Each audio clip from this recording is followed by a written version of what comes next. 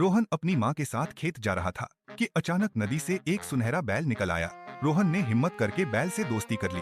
माँ बेटे उसे घर ले जाने ही वाले थे कि तभी गांव का लालची जमींदार वहां पहुंच गया। जमींदार ने बैल को पकड़ने के लिए अपने नौकर छोड़ दिए।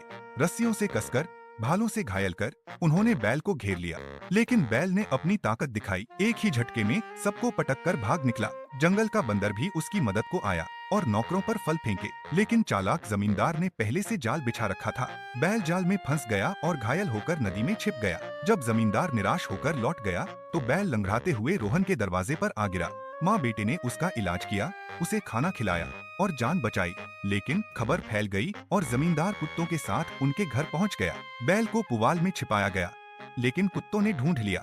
नौकरों ने बैल की पूंछ काट दी और उसे घसीट कर ले गए। जमींदार ने सोचा बैल से सोना निकलेगा, इसलिए उसे आग में जला दिया। नदी से वही तरल एक बूढ़ी औरत का रूप लेकर जमींदार के घर पहुंचा। उसने मदद मांगी पर जमींदार ने कुत्ते छोड़ दिए। वह औरत रोहन के घर आई। माँ बेटे ने उसे खाना खिलाया, बिस्तर दिया और आदर से रखा। अगली सुबह औरत जादुई रूप में प्रकट हुई और उन्हें एक सुनहरा बीज देकर कहा, यह तुम्हारी मुसीबत में काम आएगा। उस बीज से उनकी फसलें लहलहा उठी। लेकिन एक दिन भयानक बाढ़ और तूफान आया। माँ ने बीज जलाकर उसकी राख घर के चारों ओर छिड़की। अचानक उनका घर ऊंचा होता गया और पहाड़ बन गया।